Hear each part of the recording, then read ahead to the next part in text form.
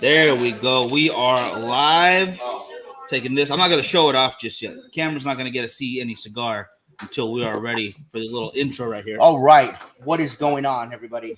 Hey, you guys are pretty low, dude. I don't know. I can't hear you guys that great. Still low? That's weird. Maybe it's my phone. Let me see. We'll see. Oh, hold on.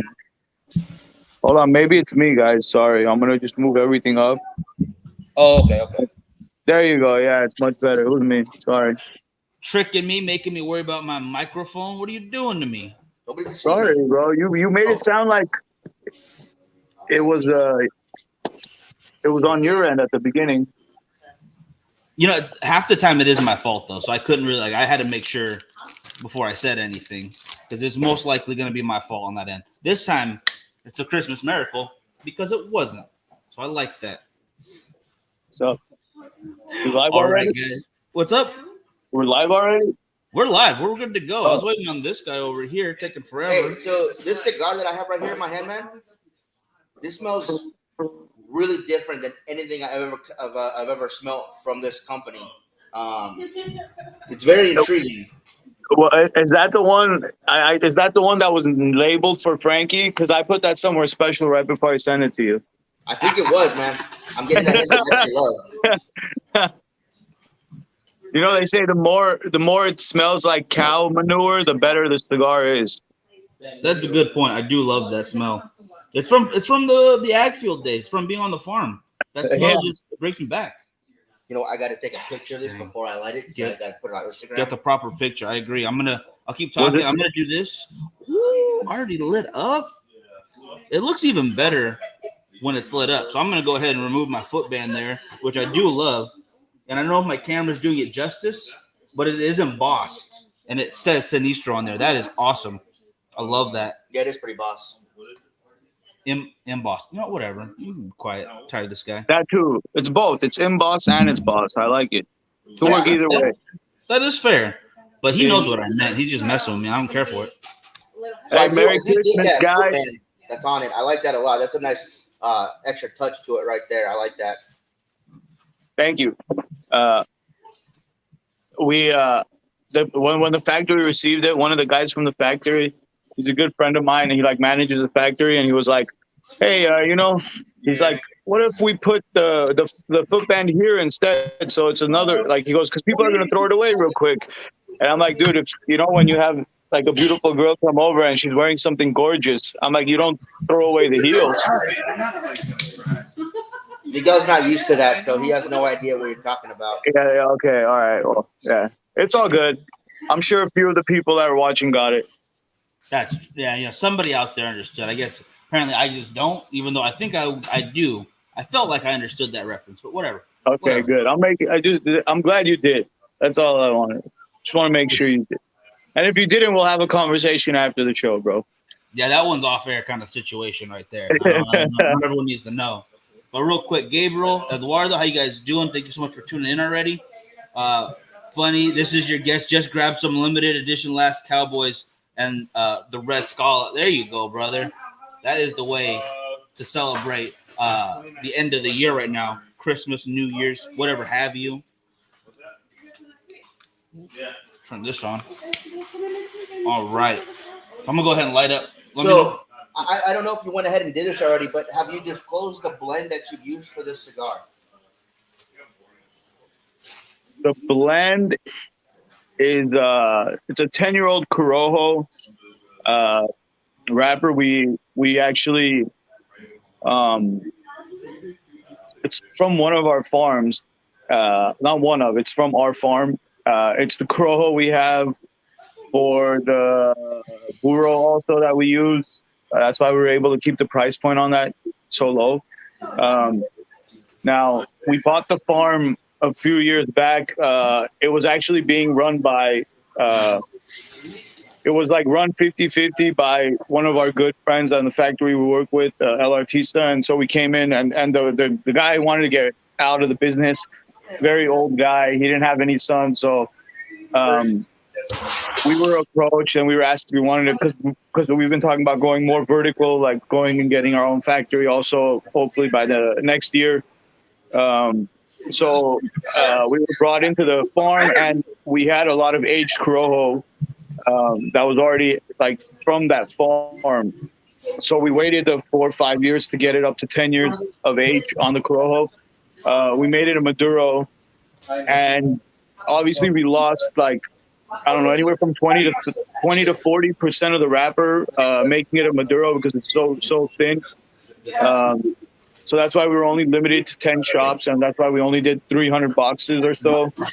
The binder is the Indonesian Sumatra, and then the filler, there is some Super Ligero in it, but it's not an extreme amount like the Barbarian has. And then it has some Dominican, U.S. Ligeros in there, but it's not like it's a full flavored cigar, but it's not a kick you in your ass cigar. You know what I mean? Yeah, the flavor punches right when you light up. That is wonderful. I'm gonna step aside real quick and do my sharing so you can play the video. Absolutely, yeah. Go ahead and do your sharing. I actually wanted to touch back on you real quick when you were mentioning the farm itself. And you said the gentleman, he's getting up there, he's ready to retire, ready to do his thing, no sons. And there's a lot of people know that the industry is a lot of families, generation to generation continuation. Have you noticed? And obviously, you could like, I don't know, because it's a hard question to ask anyway. But have you noticed that happening more often, where people are like, oh, the next generation doesn't kind of want to do this right now? They've got their own things. They're just. Yeah, it's kind of like, and it's obviously, it all starts from any industry, right? Like, and it all starts from like being able to, like, the internet and the phone, having the internet involved to it, whereas like kids back in the day don't have opportunities where now they would, or, they have like, maybe like if someone had aspirations and dreams as a younger kid, it's more easy to see them fulfilled because you have these tools now. You know what I mean?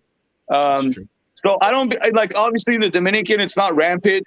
It doesn't happen often. There's like one other case I know of, another like the one box factory that does really good boxes. He has all daughters too. So who knows what's going to happen if he passes away. But it's not that rampant. You know what I mean? And a lot of like, even like the master blender for La Aurora, his son is a really good friend of ours. He runs a lot of our stuff in the Dominican Republic, and his son like wants to be the next him. You know what I mean? And his dad was, it's funny. His dad wants him to do like more than just that, but he has like that inkling in his head. He wants to be his next dad, So it goes both ways, I know that makes sense, absolutely. And what I'm also hearing when you mentioned that, some of them just have daughters, you got to get me a list of all the single women, from wherever you think would be a good fit for me. So just go ahead and put that together. Doesn't have to be right now. We can do it after the new year, but we'll figure that out when it comes. When it comes. Yeah, don't worry. I'll assemble a list. But I have a few more weeks, and then the first of the year, I'll make sure I have that list for you. I appreciate that. Like a little binder, maybe. I want to make sure I'm clear about this. I'm not saying that their daughters couldn't do a good job. I just, I don't know what the dynamics was with that relationship in that family. For sure. Maybe the daughters didn't want to be involved. Like obviously there's a lot of women in our industry that are doing big things now. I'm not saying that, but usually, like especially in the Dominican Republic, it usually gets passed on to son, and a lot of times the dads do want to pass it on to their daughters too, but sometimes the daughters are just not interested. Yeah, nothing wrong with that. I mean, either way, it's nice to see it in the family, but you also want to see your kids go do whatever they really are passionate about. So sometimes they just don't want to do that.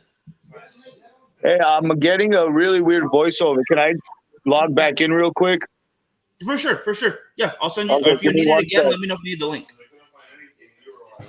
So for you guys just joining us, this is James, owner of Sinistro. So you guys are gonna hop back off and I'll back on. We are smoking today the Envy, which is their limited edition cigar that only went out to 10 shops across the U.S. Only 300 boxes made. Ooh, that looks good on camera, actually. All right, there we go. So far, a really good stick. It's called the NV, literally NV. So it's like, and it's a good play on words. I like it, or play on letters, if you will. Right here. I'm smoking. We came in too late. I kept telling because we could have had a chance to get them, but the order was too late, and they were already sold out. I blame Michelle. The problem is that the tobacco being used for this wrapper only limited to what I think 300 boxes. 300 boxes. So those 300 boxes had to move. Well, they didn't have to, but they did. They moved very quickly. Right. So whatever happens, and you can't ask, hold on to these for me for the future. They're getting sold now. Yeah. You just don't get that option sometimes. Yeah. Brian, Envy, I miss you, brother. I haven't seen you in a minute. I hope you're having a good Christmas. Oh, there we go. He's back on. James, give me a thumbs up when you're ready. Perfect. I see it. There we go. Better? Yeah, much better. I couldn't hear what you were saying. It was all distorted. I don't know what the hell happened. The internet right now. It's been messing up for us too. How's it in Bakersfield, bro? Is it raining like crazy, or it's gotten better right now? It's off and on. It's not nothing heavy, but we'll get a good hour of a light rain, and then we'll get a clear night, and then back up the next day. Nothing too crazy, but we've been getting a little bit of rain. Oh yeah. Hey, it's California. We got beautiful weather year round. Yeah, dude. But I was watching the news this morning. The whole West Coast is getting tore up today. So or yesterday and today. So, and again, we have such great weather constantly. Like, who can complain about a couple of days of rain? You know what I mean? Yeah, 100%, 100%. Now, before you head it off real quick, we were talking about you going to. This is the joke part of you going and making that list for me. But when are you actually going back over to the DR and checking stuff out? When's the next trip for you? Second and third week of February. So the end of February is Pro Cigar Festival, and it's a great festival. It's something really fun. If you haven't been, it's cool. It's fun to be at. I would love to go every day or every year. My bad, but you can't get any work done. All the factories are really busy. Everyone's just very busy with what's going on with the festival. So I kind of try to get in and get out either before or right after it happens. So I'm trying to go right before and probably get out right before it starts. So I have a question for you, since you've been in this industry for quite a while. Now, some people may not know, but the factories actually closed down for a couple of weeks for, whatever you want to call it, vacation, Christmas break, whatever.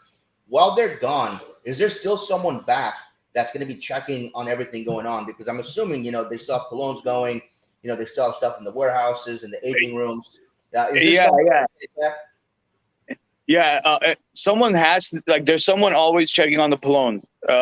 If there isn't, you'll come back and your factory will be on fire, because it'll combust by itself. You know what I mean? If you're not taking care of it. So the colognes, there's always someone taking care of. Now, the factories,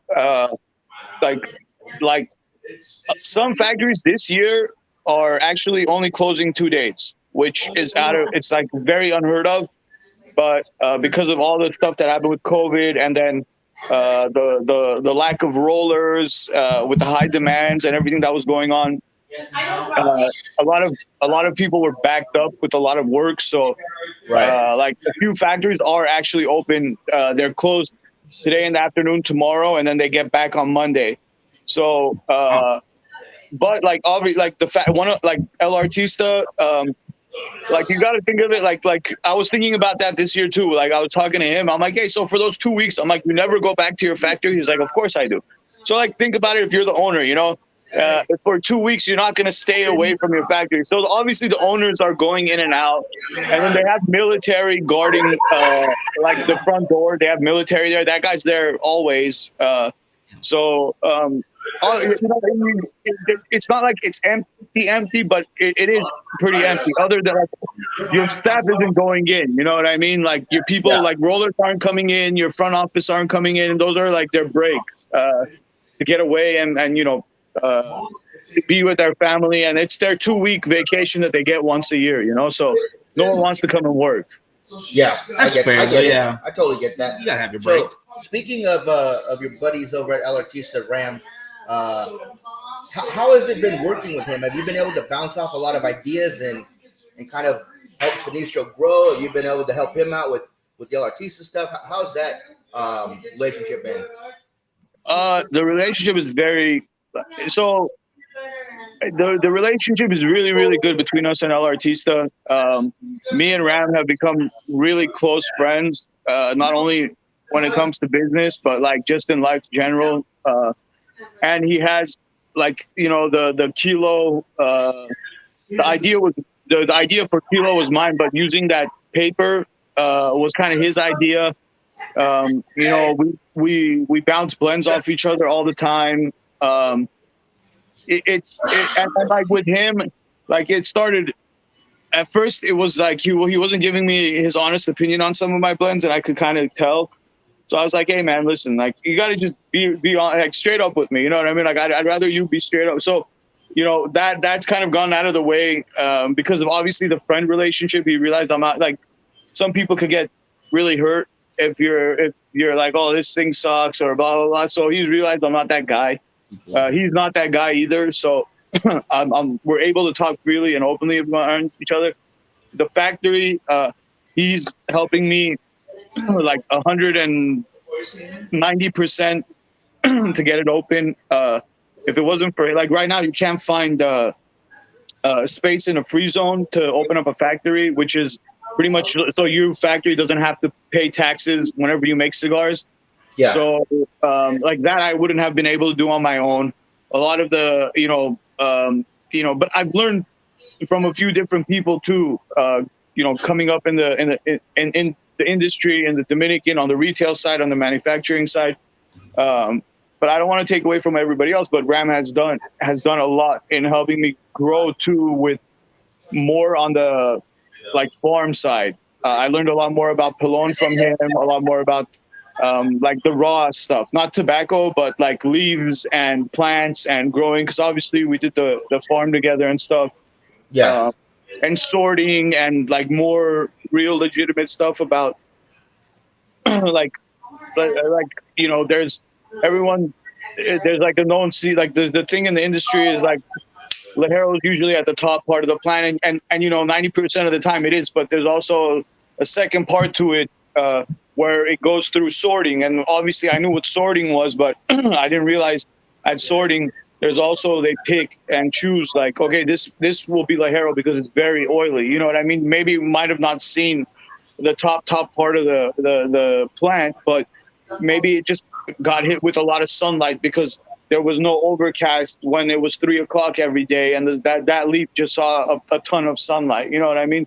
So like little things like that I've been able to pick off because of the farm and because I've been going more into depth about different things, you know? Nice. No, that makes 100% sense because, like you were saying earlier, he's been able to give you that honest feedback because you want it then and there when you're blending these cigars. You don't want him to tell you, oh yeah, it's the best thing I've ever smoked, and then it goes out and you just get a bad reception for it. You want it there so you can tweak it, you can fix it before it goes into production, which is. And don't get me wrong, it's like the final word is not. It's never the master blender at the factory. It's never the owner of the factory. It's always me and Coleman deciding if that blend's going to come out or not. But it's always good to get to judge people's opinions. You know what I mean? And to do based off that.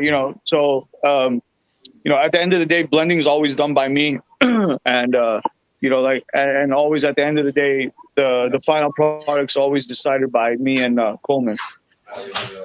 No, absolutely, it makes sense. And yeah, but you definitely want someone, maybe an outside opinion you can trust, and who's being honest with you. That's awesome. That's very awesome. Especially with we have different palettes, like because I'm kind of more. So I'm on the American side. When I coming up in the industry, I was on the American side. So on the American side, you were more in the last few years, we've been pushed more towards like Maduros and full-bodied and Ligeros, and you have more flavor profile. So that's kind of my flavor profile. And then he has a different flavor profile that's more Dominican, more on the side of like full flavor, but more medium body. No, not too much Ligero, but more nuances of flavor as opposed to strength. You know what I mean? So it's always good to get another idea, like, especially if that's on his flavor profile, and if I'm still able to hit notes that he likes, it's like better for me because I'm like, okay, this guy doesn't like this style of cigar, but he actually likes this cigar because of the flavor profile. Definitely makes sense. And I think that's a big thing that people were pushing for a minute there was just nothing but strength. And the strength is just going to equal more flavor. But it's not that it's not true, but it doesn't have to be that way. If that makes sense. Yeah, it's actually it's not true. You get it isn't, it is and it isn't. You know what I mean? You're gonna get more scent, like your palate's gonna feel more titillated, I guess you could say, with stronger cigars. So you're obviously gonna think, because it's just automatically right off the bat strong, that you're getting more flavor, right? But it's not necessarily the case. That's just a whole ton of one pepper or one spice doesn't mean that you're getting a whole array of flavor profiles. You know what I mean? Absolutely. So I think strength is great. I love strength, but I feel like with strength, you also have to come with flavor, and that's kind of a little bit harder, because you don't want one note overpowering every other note in the cigar. Oh, for sure. And there's just some guys who just don't care for a lot of strength. And I get it. You want something you can enjoy, and if you don't enjoy that aspect, you're not going to like the cigar. No matter if the flavors are great, but if it's overpowering you and you're feeling sick, it's not going to help out. Right. And it's really you're not going to go back to that cigar again. Not at all. Never. Because you're going to remember that experience where, like, it's the same as guys who drink tequila at one time, get too drunk, and then all of a sudden never drink tequila again. And you just got to moderation. Moderation. Yeah, moderation. Yeah. 100%. I agree with you, buddy. I mean, I don't mind a lot of tequila. Don't get me wrong, but it took some time to get to that lot of tequila. All right. Yeah. I get it. Trust me, I get it. Mine was whiskey when I was like 14, and it was like a really bad bottle of called Old Smuggler. I don't even know if they make it anymore, but yeah, we found it in a liquor cabinet, and that kept me away from whiskey for a very long time. Very, very long time. Like Scotch, bourbon, everything. But I kind of got back into it in the last like 10, 15 years. So that was good. I mean, I'm going to have to be honest with everybody. We went down to Sinistro headquarters earlier this year. And when we were offered a drink, I saw nothing but Albertson's brand whiskey in there. So, I mean, yeah. Wow. No, it's Trader Joe's, bro. Trader Joe's. I'm sorry. Come on, man. Get it right. A little bit more upscale. It's organic tequila. Right. Oh, good. Yeah, good stuff. Actually, that's another fascinating. When you're talking about the farmland itself, if you look into the history of growing agave plants, it's another fascinating thing I want to touch on this show. Not right now, but in the future for the audience listening. It's just the dedication that families put into products like that, whether it is a farming thing, just an artisan product, or just passing on knowledge from people to people. Right. That stuff's just fascinating in my book. And then suing the people in Temecula. Dude, I kind of so I was at this place, and we were getting like these. I was at a restaurant, and they do like cuts of cheese and meat and honey. And my friend, I'm not a big, like, if I'm eating at a restaurant, I don't care about that stuff. Like, it was a steakhouse. I was waiting for my steak. Like, I care less about the appetizers. I want to save room for the meat. So he had ordered this stuff, and he's like, on my it came with a little bit of honey, and I tried the honey, and it was immaculate, right? So I asked the waitress, I'm like, hey, can you tell me where you guys order this from? Like, I want to get this honey at home. Like, it's amazing. And if you guys want to know what it is, like, I'll find out from the house. I ordered it and everything too. But anyways, I did some research on the brand and stuff, but it turns out like this honey farm, these bees are like given only this one kind of flower to eat or to produce the honey from, and like it's like the most amazing flower, and that's why it tastes so sweet and so good, the honey. And I was like, and it works with everything, dude. You know what I mean? It's not just cigars. It's literally, the better you're producing for your product, and obviously at our farms and stuff, we try to do the best we can, and in the Palone process and everything. But it was just so fascinating that to even bees like that actually applies to even honey. Oh, 100%. In fact, actually, we're talking to our buddy Peter. He's right here behind the camera. About there are places on the way from Bakersfield to our hometown in Ventura where you can try different honeys. He said they have an avocado one, yes? Yeah, avocado honey, citrus, oranges. It's incredible what they can do when you're willing to experiment or just trust the fact that, hey, we're in a place where there's amazing products here. There's amazing natural life happening. Just try what they come up with, you know? Yeah, I know, dude. If you go 4 hours north to Gilroy, they have a garlic festival once a year. Yeah. Yeah, because I used to drive that back and forth from LA and San Jose. I used to drive by every year, and dude, I was like, garlic ice cream, what is this? And I was like, I have to try this, you know? Oh yeah. We did a bacon and beer fest here. There's bacon ice cream, which honestly, you put bacon on anything, it's gonna be delicious. That's not even trying. You're cheating technically, I think. Yeah. But and I gotta go real quick. Rich I'm gonna read this comment here. Just passed him. Oh, you just passed him on the way to Camarillo because he's going exactly what we're passing by. We're talking about right now. But he also mentions Dollar Tree brand when we're joking about the whiskey. For anyone out there who wants to have the best malt liquor of your life, it's at the Dollar Tree. It's called Malt Duck. We were doing a movie, and I had to get fake beer that we could use the labels of, like you could see it and they wouldn't get sued for it. All those products at the Dollar Tree, except for like the big, if it's Clorox or something like that, don't use that. But the Dollar Tree brands will never sue you for using their products in a movie. So I got a bunch of these Malt Ducks, which was this disgusting purple color. Didn't want to open any of them, but we're at the after party, so I cracked one open and I drink. It was the best thing. It was the best thing of my life. It was wonderful. Was it very sugary and sweet? It really was. It was almost like I don't even know how to describe it. Honestly, I'm gonna have to. If I can find it, I'm bringing you one. Just be prepared. Be prepared. Yeah, I'll put it in my collection, dude. Don't worry. It's gonna sit there for a little bit. Don't judge. All right, I hear all of these judgments all around me right now. It was good. Hey, I grew up, back when I was like 16, 17, begging people to buy us Boone's and Mad Dog 2020 and this and that. So, at some point in my life, I promised myself I would never go back to that alcohol or that type of alcohol. So it'll just collect some dust, bro. I'm not gonna lie to you. I think that's a smart call, honestly. Yeah, that's the better way to do it. Yeah, that was just an experiment for a movie. That's probably not going to make the rotation. Probably. I like the hats, by the way. I got one at home too. Thank you. Yeah, showing off for our good buddies over there. If I could still keeping it clean. Yeah, one of my favorite hats right here. I still got to get a hold of Sinistro hat though. I'm gonna have to hop on the site sometime. I know it's You guys don't have any Sinistro hats?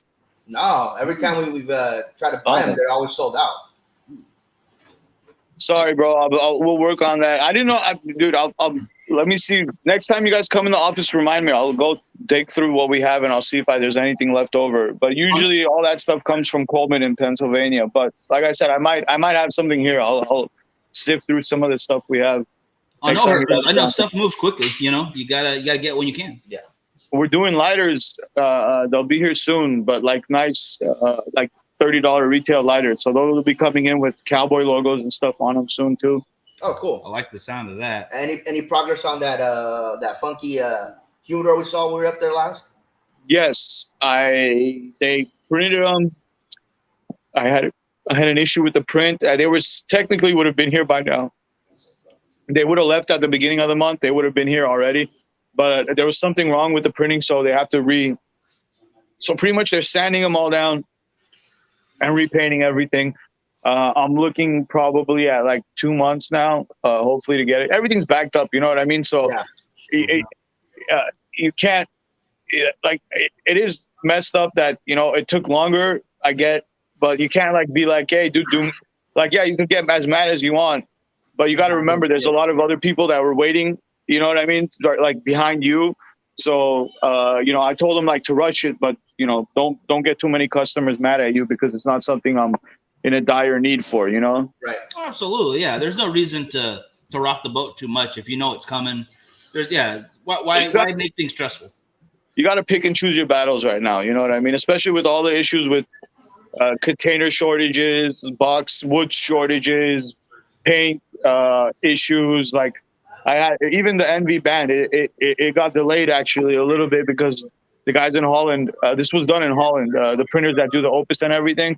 So those guys couldn't get a lot of the ink to get it done on time. So and they weren't even able to leave the country to go pick it up from the supplier and bring it. They were they're still locked down. They just started Netherlands just started letting people like travel last month. Damn. I complain about here about wearing a mask and stuff, but that's rough. So I gotta curb my complaining sometimes. Gosh dang. Yeah, and Ram went to Norway, and like on their website and then the Norway website for like the airport and stuff, they had listed all the stuff like required to get into the country, and he did everything, and he shows up, and then they still wouldn't let him in. He's like, dude, I did everything. I have a letter here. I have this test. I have that test. They're like, yeah, it's up to us picking and choosing, and we're not gonna let you in. So I had to like fly back to Amsterdam. Yeah, dude, he got to Norway, and they're like, yeah, we're not gonna let you in the country. Yeah, dude, it's crazy. So he got there. I guess, right, huh? Like just full body suit up. Like, come on, you let me in now. But I'm gonna bring my own scuba tank. I won't breathe your air. Yeah, I know. Yeah, I won't breathe your air. Yeah, like. But yeah, it was crazy. Like he was stuck in. He had to fly back to Amsterdam and then like fly back to Dominican like a couple of days later. And it's not like you have a ton of choices from flying to Amsterdam to Dominican. You know what I mean? It's not like it's not like they have a flight every hour leaving. It's not like going from LAX to New York. You know what I mean? Right. Absolutely. Yeah. No, you got to pick what you can get, and that's just. I just keep forgetting how crazy the world is right now sometimes. So like now I'm thinking about the Dortmund show. It's like, dude, do I want to go deal with that craziness? Like I maybe if we had done it every year prior and be like, okay, I got to go do it. But doing it the first year inside, it's already insanity doing the show, and then on top of it, you have to deal with more insanity with COVID, It's just, like, I don't know. I'm still weighing that one out. I'm trying to see if I want to do it or not. But for sure. Yeah. So before we let you go, if there are any left, what stores can people find these at? If you give us a couple off the top of your head. Oh yeah.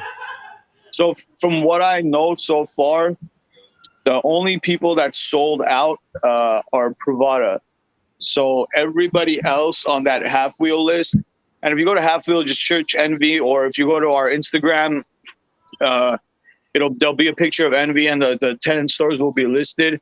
Like I said, from the only one that I know is sold out so far is Pravada. But again, dude, these guys just got it, like 2 weeks ago. So, and they got 30 boxes. So, for Pravada being sold out, and I've heard a lot of other stores tell me they're selling by the boxes. So I don't know 100%, but I definitely try, any one of the 10 stores. Out of the 10 stores, I think 10 of the 10 have online presences too. So if you look up that store online, you'll probably be able to buy it off their website too. So you don't even need to call the stores. You could just go on their website and pick it up. But it has a retail tag of the Robusto is $20. The Toro is $25. Nice. And it is, I'm going to tell you right now, it's friggin' worth it, guys. Yeah, it's one tasty stick. You give them a call, then you get on the websites, check it out, guys. I definitely agree with that. Now, this question might not have an answer for, a little left field, but Miguel throwing out the hard ones today, bro. You throwing out all the hard ones today, dog. Doing my best. All right, hats and lighters, a lot of people have those, but is there any kind of product that's, ancillary product that you've always wanted to bring out for the brand that you just haven't done yet? Like, have you ever thought about putting a coffee to pair with yours? Like, this is the coffee I like. I think it pairs well. Or, anything in that kind of range. Well, there's been a lot of people coming out with coffee recently. Remember last time there, he had his prototypes for the man purse. Oh, good. Yeah. James's man purse. Yeah. I feel like on coffee and stuff, like I have to get into like a whole new level of blending, right? So I have to like sit down. If I'm going to sit there and I'm going to put my name on a coffee, I would do it the same way I did cigars. And mind you, it took me like 4 years to come out with the first blends. Obviously the boxes and bands and everything took obviously some time, especially the first run, but like the red, white, and black took some time to come out with because I wanted to learn before I just went in there and blended. You know what I mean? So if it was coffee, it would probably be the same thing, and I don't have time for that. What I really want to do is do a Last Cowboy beer. Nice. So that would be awesome. Yeah. So that's what not to say that I know how to fucking blend beer or anything, or I'm not by any means necessary, but I feel I've drank enough beer and different kinds of beer, like all over the world, that I could judge a good and a bad beer. I'm not gonna go in there and blend the beer, but I'm gonna obviously talk to I don't know what they call them, something else, right? For alcohol, to make alcohol, they're not called blenders. They're called something else. Do you know the name? Oh my gosh, you put me on the spot because I know what you're talking about. Yeah, I just don't want to sound ignorant talking about it. You know what I mean? So anyway, what I think I would end up doing is going down in one of the breweries and working with one of the master, whatever they're called, and give my input, as opposed to like, okay, this beer is too bitter right now. What did we put in here to make it bitter? Okay, what can we, so I could work off that. I know with beer, because I've drank enough of it. I just don't think I could do it with coffee. You know what I mean? So I think that's the next step. I just gotta find the brewery I want to, again, because I don't know anything about alcohol. I want to find the brewery I want to work with. There's like stuff tied in with that, is like the brewery has to have a license for every state to sell or it has to be one of the bigger guys, so they'll sell to every state. So it's just a little bit of work that I got to look into and figure out. Truly, true. Yeah, the good thing is though, not that other places don't have great beer up there too, but California is a mecca for craft beer. You can get pretty much everything you want here, so you can find plenty of very knowledgeable. And thank you to Rick, Master Stiller, the Stiller. That's what it's called. Yeah, Master Distiller. Yeah. There you go. So got plenty of people to help out with that. And like you said, you know what you like, so you can kind of just kind of guide it, and then have something amazing come out, because there's amazing beer up and down. And actually, a lot of breweries have been popping out in Mexico too, like small little craft breweries and stuff, like north, like close to TJ and stuff.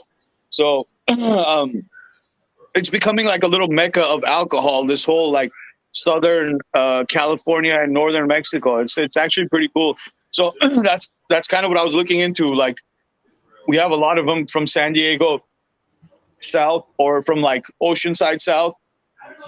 And I kind of want to see what the ones in Mexico, what are they doing there too now? You know what I mean? Oh, absolutely. Absolutely. But I think that's going to wrap it up for us today, guys. We're coming up on 3:00. But I'll get a hold of the number from Malt Duck. You can get a hold of the Master Stiller over there as well, just in case. Maybe include You them. never know, bro. You never know. We might come out with a Mr. Purple. Oh my God. Yeah, I kind of love that. All right, brother. We're gonna let you go for now, but have a Merry Christmas. Merry Christmas to you. Merry Christmas. Happy New Year, guys. Hope to see you guys soon. Come on down. Oh, we're gonna do our best. I will see you soon, brother. All right, man. I'll talk to you guys soon. Tell everybody that's watching to a Happy New Year, Merry Christmas, and Happy Holidays. Absolutely. All right, brother. Catch you later. Bye. Take care, guys. All right, guys. We're gonna wrap it up. Oh, sorry, I got to read Brian's comment before we leave.